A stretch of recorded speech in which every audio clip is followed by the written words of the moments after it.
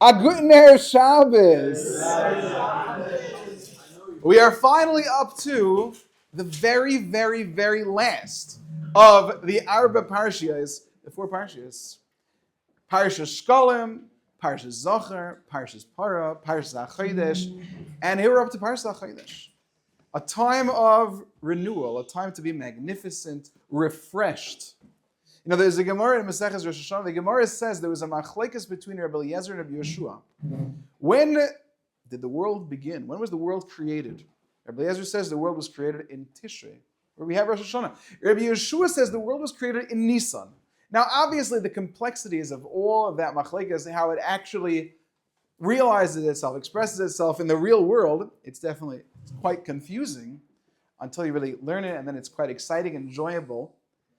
But at the very least, what you get from it is that if Rosh Chodesh Nisan was the beginning of the universe, so this week, starting from the 25th of Adar, 25, 26, 27, 28, 29th of Adar to Rosh Chodesh Nisan, those are the first 6 days of creation. Today would be the 4th day of creation, the time when Hashem created stars, the sun, the moon. It's really baffling. We were learning about Kiddush HaChodesh today, the halachas in the Chumash program. We're doing Parshas HaChodesh, and today was the day the moon was created, according to Rabbi Yeshua. It's a tremendous thing.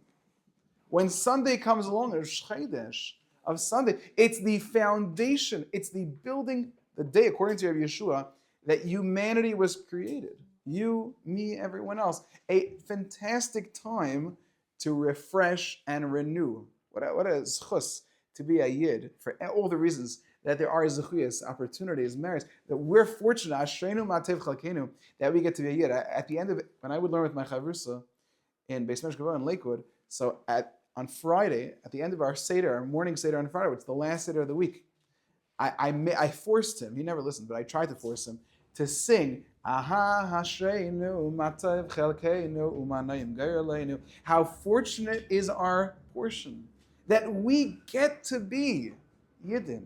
But one of the beautiful things about being a Yid is the constant renewal.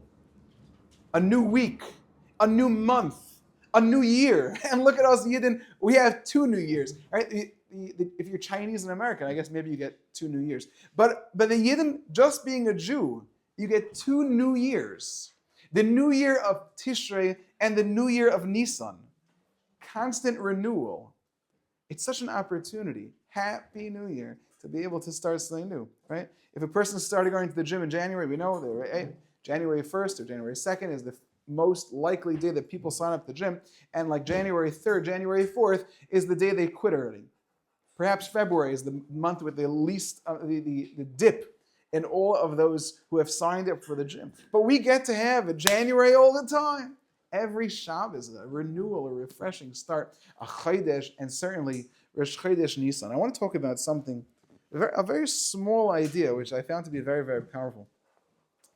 This week's parsha is Parshas Pekudei. Eile Pekudei HaMishkan, Mishkan HaEdus, Asher Pukad Al Pi Moshe Avodas Levim B'Yad Yisrael Ben Aaron HaKohen. The parsha talks about the accounting, which is, like Milstein said in the shir last night, not exactly a very enjoyable subject to talk about counting things up. The shir was extremely enjoyable, invigorating. Even listening to Rabbi Milstein go through the count of every single aspect of the Mishkan, and his quote from his Chashuva uncle, Rabbi Moshe Milstein, who said that there are 613. See, I listen to every word. 613 parts of the Mishkan. But the accounting is not exactly an enjoyable thing to do. To be able to go through it, 10, you have 10 of these and 25 of those, it's pretty boring, right? You'd think, although we all love math and the teachers who teach it, that said, accounting can be quite boring. No offense to those people who are accountants, but they do often have a terrible reputation for being boring people. Now, I'm sure it's not true, but it is understood that it comes along with an accounting. I want to talk about something exciting about accounting. What's exciting about accounting? This week's parsha, as I was talking to my class, is really the completion. Parshas Truma talks about the building of the Mishkan. Parshas Tetzaveh talks about all the garments. Kisisa talks a little bit about the building of the Mishkan. Vayakel and Pekudei talks about the actual building of the Mishkan. And then we have Pekudei counting it all up. What's so important about accounting? Rabbi Moshe Feinstein, Zecher Tzadik V'Kodesh L'Vrocha, who was the undisputed Gadol Hadar until he passed away, really perhaps the last one who we were able to say that about. That he was everyone around the world would turn to Rabbi Moshe. If you were in Eretz Yisrael, you called Rabbi Moshe Feinstein. As well known, my Rabbi talks about it as often, how Shlomo Zalman Auerbach, one of the great Torah leaders of Eretz Yisrael, when he had a difficult question, he would call Rabbi Moshe Feinstein on the Lower East Side, where Nachman lives, to be able to ask him, what do you think the answer to this question is? And it wasn't just that he would call him, but when Rabbi Shlomo Zalman Auerbach was there in Eretz Yisrael, he would stand on the phone. He would stand while talking to Rabbi Moshe and make sure to be wearing his hat to show kavod for the Gadol Hadar who I'm talking to. I remember I was by the levaya of one of the great people of Eretz Yisrael, a great Talmid Chacham of Eretz Yisrael, Rabbi Baruch Finkel, Zecher Tzadik L'Vrocha. And after that, I was by the levaya with my Rebbe, which lived me well. I was by, I think, for about 4 hours. At the end of the levaya, so everyone's walking, taking the Aron, body of Rabbi Baruch to be buried, and we were going down, and at that moment, a Talmud of one of the I'm not going to say who it was, one of the very great Torah leaders, the Gedalim of Eretz Yisrael, runs over to my Rebbe, and he says to him, Michal, I need to talk to you about something. He had a major shaila, he had to ask a question. So, obviously, I'm a Talmud of my Rebbe, I'm not going to just ignore this. I stood as close as I could, listening into this conversation. And this is how the conversation went. So he asked the Shaila, what do you think about it? So my Rebbe said, well, Rav Moshe said it's not a problem. So this person said, well, his Rebbe, this Gadol, who was a tremendous Gadol, but he said it is a problem. So my Rebbe said to him, you can't be strict, you can't be stringent, machmir, against her. Moshe, listen, this other Gadol says his piece, but you can't simply define the halacha to be machmer, strict on someone against Rabbi Moshe. That's why Rabbi said it. And then the man said, okay, thank you very much, and he walked away. And my Rebbe turns to me, and he sees that I was eavesdropping on the entire conversation.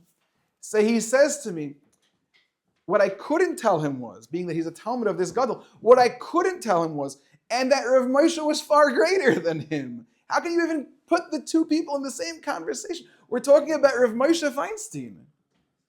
And you're able to, if you read anything about Rav Moshe and hear about the character, they're talking about the most humble person. I had a friend, he was extremely short, this friend of mine.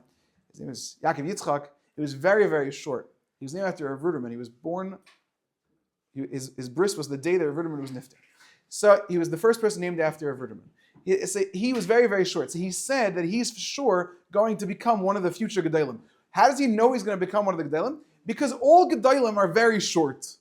They're all short. That was his proof. Because Rav Moshe Feinstein was tiny, and Rav Yaakov was tiny, so therefore it was obvious he was going to become a Gadol. But we're talking about a tremendously humble person, Rav Moshe Feinstein.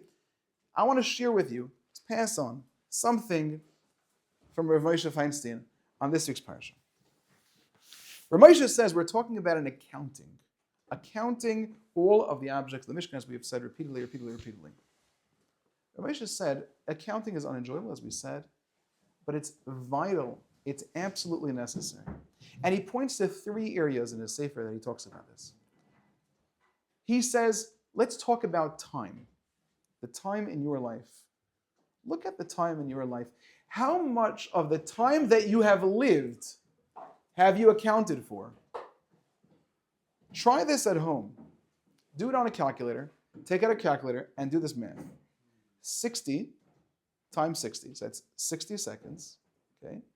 And how many minutes are there in an hour? Also 60. So 60 times 60, okay? 3,600. You use 60 times 60. And then you times that by 24, that's the seconds that you'll have in a day. And then you times 24 by 300, whatever you want, 354, 365, okay? You multiply it by that, Chaim. And then you take that number, and then multiply it. So now you have 1 year worth of seconds. And then you multiply that by how many years have been since the beginning of time? 5,785 years. And you do that. You'd be surprised how low the number is. You'd think that number would be trillions and trillions and trillions. Not at all, not so many seconds. And if you do chas v'shalom, something a little bit scary, to try to do the math of how many seconds are in every person's life, the average lifespan, a person could say a number, whatever you imagine is the average lifespan, or perhaps even the longest living average in any country in the world, and try to figure out how many seconds are in that life, it's surprisingly short. The next time you look at a clock and it has the seconds ticking. I don't think we have a ticking clock here, but Baruch Hashem, because it would scare us. But you have the seconds ticking. Every time it ticks, it's surprisingly a tremendous amount of time. And Rabbi Moshe said, the accounting, aside from the accounting of the Mishkan, try to take an accounting of your time. This week I got to spend time with one of the chashuv people here in yeshiva, and I was with him on his phone, and we were looking at his phone, and we were looking at his screen time. And as we were looking at his screen time, we saw how many hours he spends on a certain app. Now he said, but that day was Sunday. Sunday is also a day of your life. If you think that you can also deduct 1/7 of your life, or 2/7 of your life, because Shabbos and Sunday, you're not going to spend time on the phone, but 1/7 of your life on Sunday, that you can just use it for the phone. Think about how much of our lives are lost. Chas v'shalom. We need to make an accounting to be able to think about, am I using my time right? And you're never too young to have this conversation. Don't think that you have to only have this conversation, when you're 80, 90 years old, and you think, oh, how much time do I have left? When a person is born, he should be saying, how much time do I have left? And accounting is vitally necessary, and it'll make you a happy person when you learn how to spend your time right. I have said that during the COVID lockdown, a number of years ago already, but during the COVID lockdown, I, Baruch Hashem, had listened to a shir from the Yeshiva of Bnei Yisrael in Baltimore of Aaron Feldman Shlita. And he said that one summer, his daughter decided not to go to camp. So he told his daughter, don't think just because you're not going to sleepaway camp that you're just going to have a chaotic summer. Let's make a schedule. And it's a normal schedule. You have free time between this and that. And you do this in the morning, you do this in the afternoon. But make it a schedule. Don't just live a life of chaos. And that's what she did. And after 1 week with her friends hearing, she has this at that time, all of her friends in the neighborhood in Baltimore came to the yeshiva of Aaron Feldman and asked him to make them schedules too. Because you live a life that is calculated and clear, you're a very happy person. There's never too late a time to be able, or early a time, to say. They say youth is wasted on the young. Youth is wasted on the young. Yeah, to be able to be vibrant and exciting, it's wasted because, chas v'shalom, a person wastes their time. And it's not just the young. I myself, I waste my time. And I wish, as I talk to myself here with you, that to be able to work on my own time, to be able to figure out how can I use my time better, as Rabbi Moshe Feinstein, Hagoy and Hagadol, Rabbi Moshe Feinstein taught us. The second thing he says is obviously, this is much more clear, money. Of course, every penny that you have, don't just waste it. There are halachas for every single penny that you have. Yeah? Don't think that I could just throw my penny out into the ocean, like the Gemara in Kedushin. You just throw it out the window. You can't just throw your money away. There are halachas. Baal Tashchus applies to your own money as well. It's my money. I get to do with it as I choose. That's not quite true.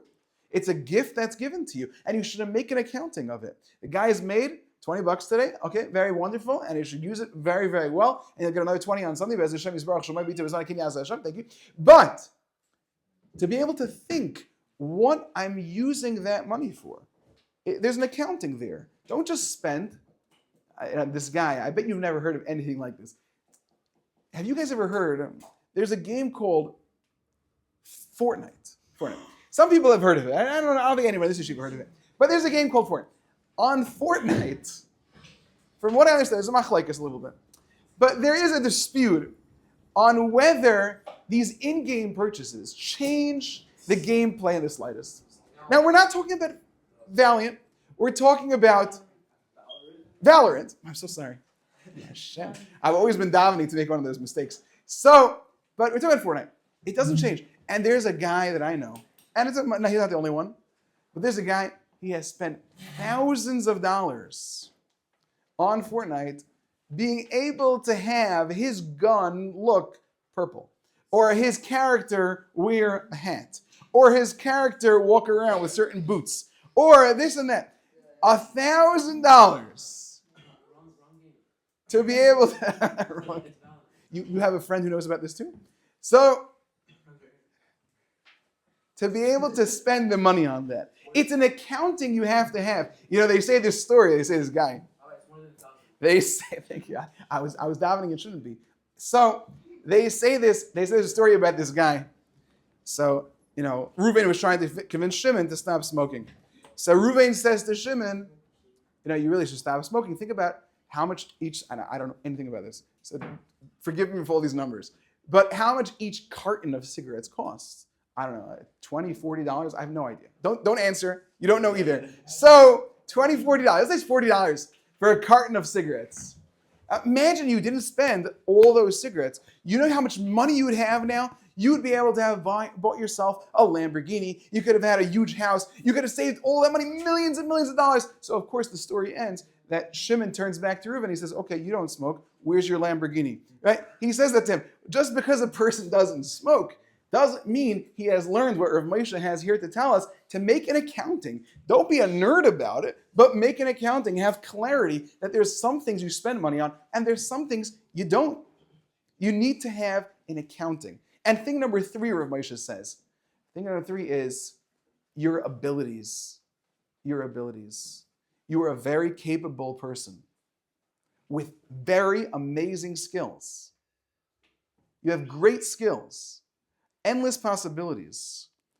Smart, you're funny, you're tall, you're strong, you're fast, you're sensitive, you care, you're the guy who gets up first, you're the guy who comes to yeshiva first. It's never too late to make a tremendous acknowledgement of the people in this yeshiva who day in, day out are always the first 4, 5, 6 guys. Every single day. And it's not because they live on the block. That it help for one of them. But in general, the people who come here, Shua Shifrin, every single day. Shua Shifrin is on time every single day. Shua Katz, every single day. You have people here. Shalom Reed, every single day. We have Chaim pretty much every single day. We have Netanel Cohen day in, day out. He works hard to get here. Netanel Tzemach.